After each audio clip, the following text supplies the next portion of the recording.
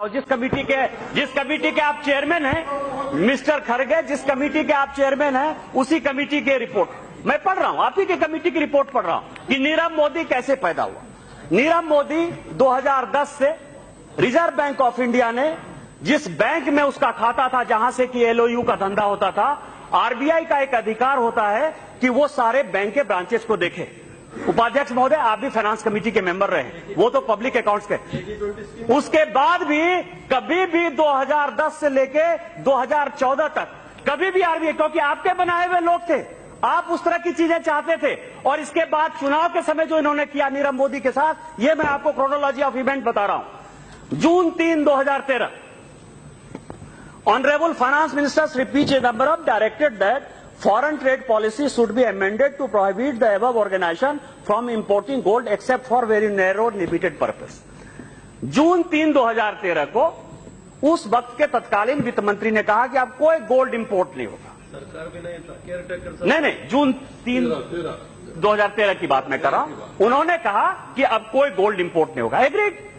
Gold का दाम बढ़ रहा था, यहां गोल्ड का स्मगलिंग हो रहा था, बहुत बढ़िया काम किया, सरकार को करना ही चाहिए था। करंट अकाउंट डेफिसिट बढ़ रहा था, तेल का दाम बढ़ रहा था, बहुत अच्छी बात कह दी। इसके बाद जून 4, 2013, एक दिन के ही बाद, उपाध्यक्ष महोदय, RBI came up with guidelines whereby import of gold on consignment basis by both nominated agencies and banks permissible only to meet the needs of exports of gold jewellery. जो एक्सपोर्ट कर सकते हैं उनके लिए ही, मतलब 3 तारीख को यह फैसला किया सरकार ने, 4 तारीख को आ गया, बहुत अच्छा बात हो गया।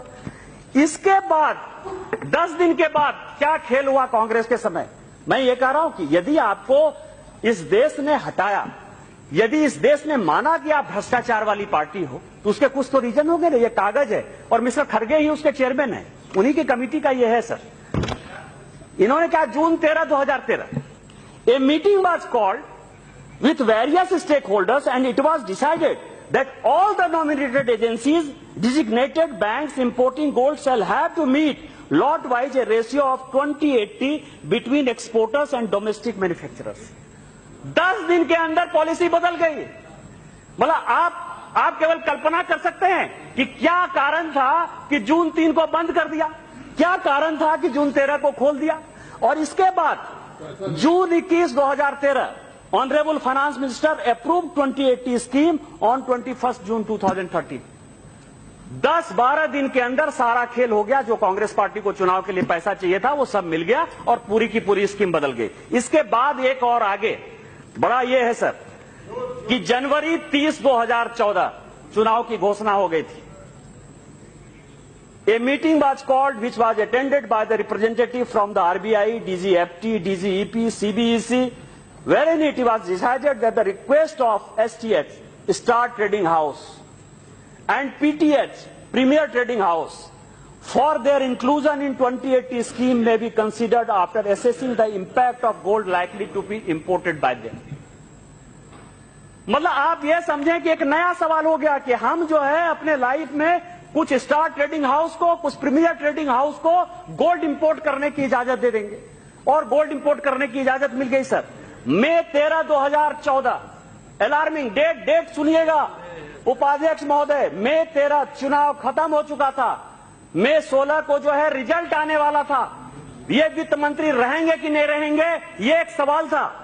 और उन्होंने कहा कि honourable finance minister gives his approval for inclusion of STH, PTH for import of gold under 2080 scheme. कागज झूठ नहीं बोलता, कागज झूठ नहीं बोलता। आपने जो है, और इसके बाद May 15, 2014, DA write RBI to amend 2080 scheme to allow gold import by STH, PTH. And May 21 सरकार, हमने 26 मई को सर हमारे लोगों ने शपथ ली, माननीय प्रधानमंत्री जी के नेतृत्व में यह सरकार 26 मई 2014 को बनी।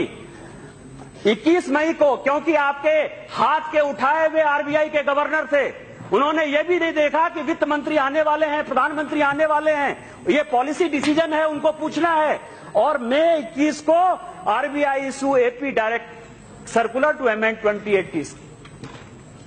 नीरव मोदी पैदा करो आप, कागज बनवाओ आप, आरबीआई जो है जांच नहीं करे वो आप, और नीरव मोदी पैसा यदि डुबा दे तो हम दोस्त।